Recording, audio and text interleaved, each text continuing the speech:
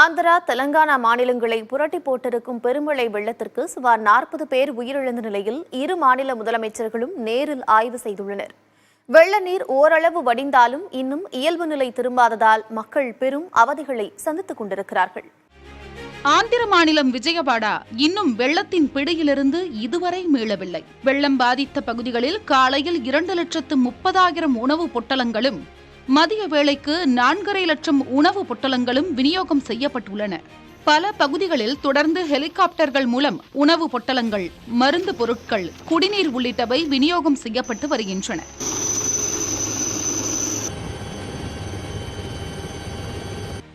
ஆந்திராவில் மட்டும் 20 பேர் மழை தொடர்பான விபத்துகளில் உயிரிழந்துள்ளனர்.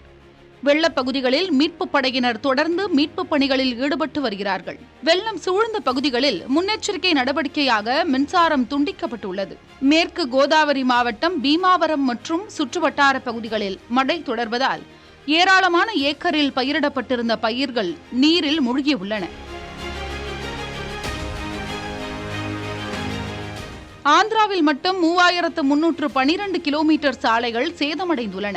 1,69,000 ஹெக்டேர் நிலங்கள் மூழ்கியுள்ளதால் விவசாயிகள் வாழ்வாதாரம் இழந்துள்ளனர்.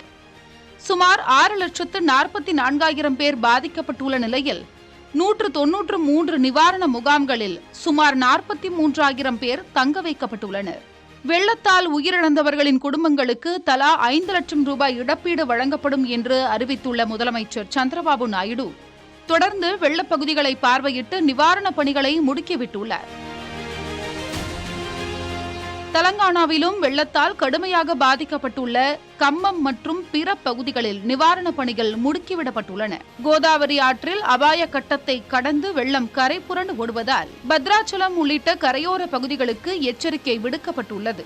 இதற்கிடையே தெலுங்கு திரைப்பட நடிகர்கள் பலரும் ஆந்திரா, தெலங்கானா மாநிலங்களின் வெள்ள நிவாரணத்திற்காக நன்கொடை அளித்து வருகின்றனர்.